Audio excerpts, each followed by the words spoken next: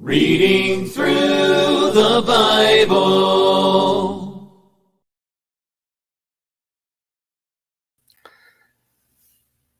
Good evening. I'm Dennis and I'm a Christian. This evening we'll be reading Numbers chapter 22. Numbers 22. The children of Israel moved and camped in the plains of Moab on the side of the Jordan across from Jericho. Now Balak, the son of Zippor, saw all that Israel had done to the Amorites. And Moab was exceedingly afraid of the people because they were many. And Moab was sick with dread because of the children of Israel. So Moab said to the elders of Midian, "Now this company will lick up everything around us, as an ox licks up the grass of the field." And Balak, the son of Zippor, was king of the Moabites at that time. And he sent messengers to Balaam, the son of Beor, at Pethor, which is near the river in the land of the sons of his people, to call him, saying, "Look, a people has come from Egypt. See, they cover the face of the earth and are settling next to me. Therefore, please come at once. Curse this people for me, for they are too mighty for me. Perhaps I shall be able to defeat them and drive them out of the land, for I know that he whom you bless is blessed, and he whom you curse is cursed."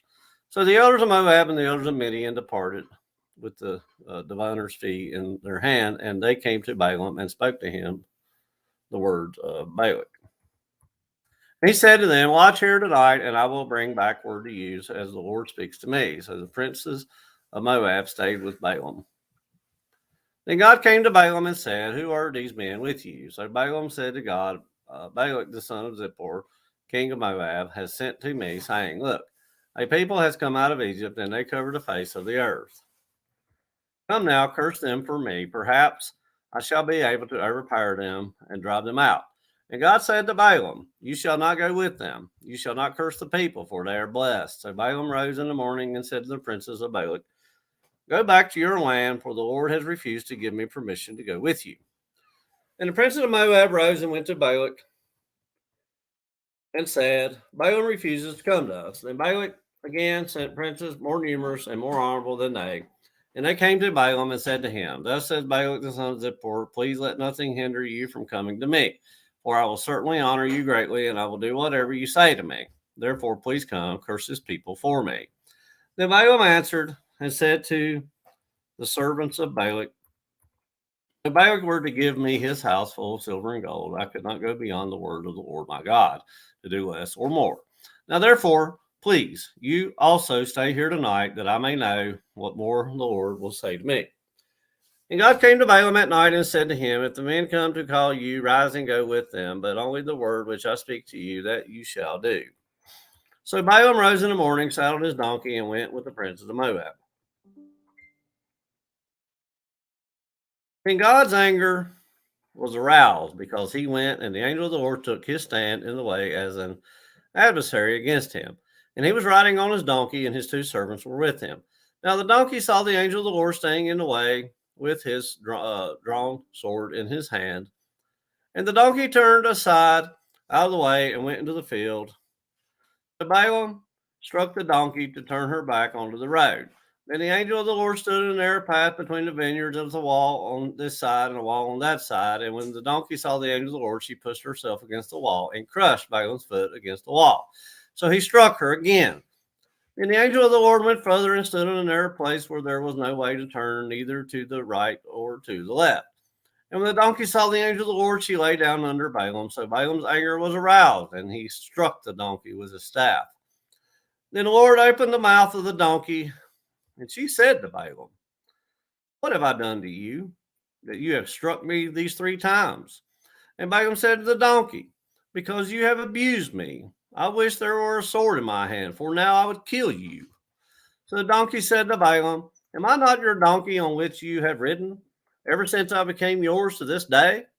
Was I ever disposed to do this to you?" And he said, "No."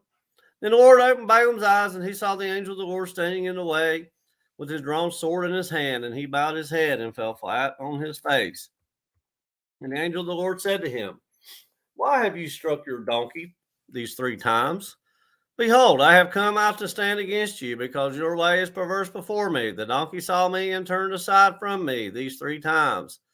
If she had not turned aside from me, surely I also have killed you by now, and let her live. And Balaam said to the angel of the Lord, I have sinned, for I do not know you stood in the way against me. Therefore, if it displeases you, I will turn back. Then the angel of the Lord said to Balaam, Go with the men, but only the word that I speak to you, that you shall speak. So Balaam went with the princes of Balak. Now when Balak heard that Balaam was coming, he went out to meet him in the city of Moab, which is on the border of Arnon, the boundary of the territory. Then Balak said to Balaam, Did I not earnestly send to you, calling for you?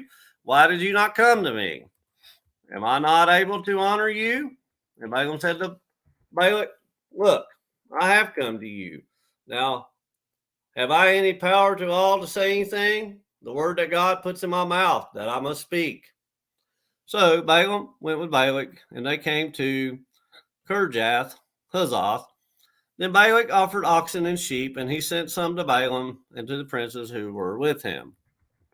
So it was the next day that Balak took Balaam and brought him up to the high places of Baal, that from there he might observe the extent of the people. As Numbers chapter 22, Numbers 22, reading from the New King James Version.